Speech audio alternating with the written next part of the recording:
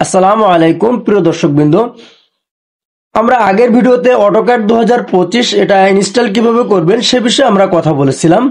আজ এই ভিডিওতে আমরা আলোচনা করব অটোক্যাড 2025 যখন আপনারা ওপেন করবেন তখন বিভিন্ন টুলবার আপনারা পাবেন না।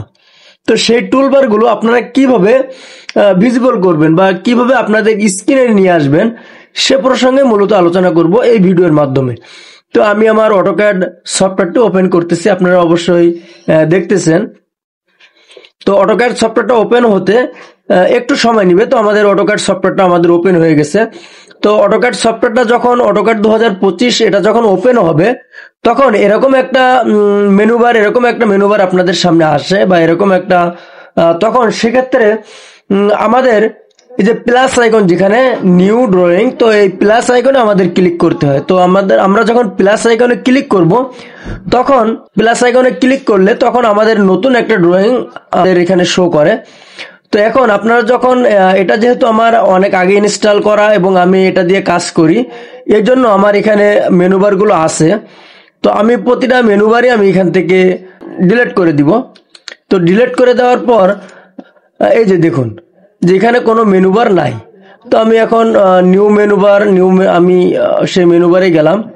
যাওয়ার পর এখানে আপনারা দেখছেন যেখানে কোনো মেনুবার নাই। তো এই মেনুবারগুলো আপনারা কিভাবে আনবেন এটাই মূলত এই ভিডিওর মূল আলোচ্য বিষয়। তো এটার জন্য আপনাদের যেতে হবে টুলবার।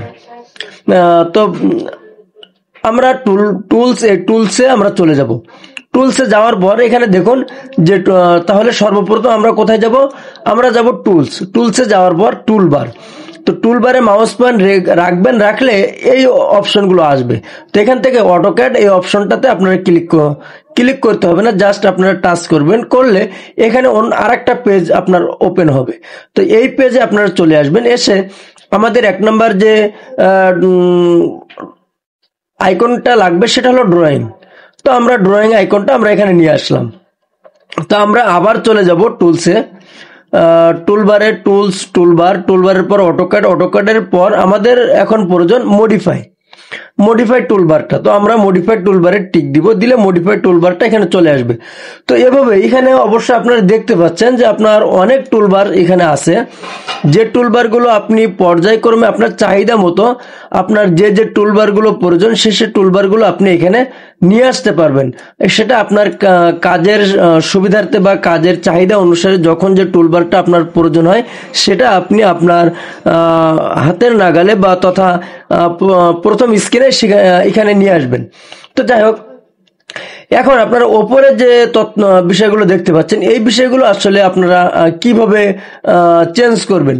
তো এটার জন্য আপনারা এখানে মাউস পয়েন্টটা রেখে আপনারা এখানে মাউস পয়েন্টটা রাখবেন। রাখার পর আপনারা যদি এটাকে যদি ইনস্টল করেন তাহলে এটা অটো দেখবেন চেঞ্জ হবে, এটা অটো চেঞ্জ হবে। এই যে দেখুন, আপনারা জাস্ট মাউস পয়েন্টটা আপনারা ক্লিক করবেন, করার পর এখানে দেখবেন যে অটো আপনাদের সবকিছু চেঞ্জ হচ্ছে। তো এই যে আপনাদের সবকিছুই অটো চেঞ্জ হচ্ছে। তো যখন আপনারা হোমে আসবেন তখন এই অপশনটা আসবে, যখন ইনসার্টে আসবেন তখন এই অপশনটা আসবে। পর্যায়ক্রমে আপনি আলাদাভাবে আপনি সরাইতে পারবেন।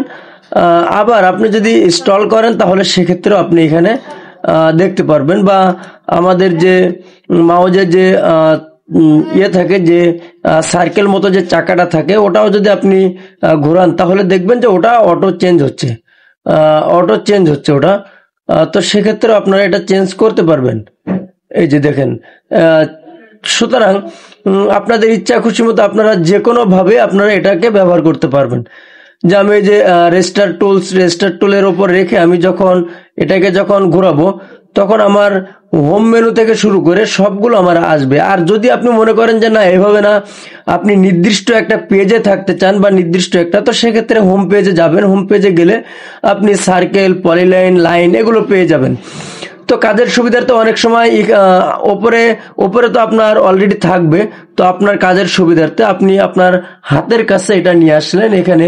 তো এখানে আরো আপনার হাতের এটা না এনে আপনার যদি অন্য কোনো টুলবারও প্রয়োজন হয়, যে টুলবারগুলো আপনার কাজের জন্য প্রয়োজন, তো সেক্ষেত্রে আপনি লাইনগুলো বা পলিলাইনগুলো এখান থেকে নিলেন।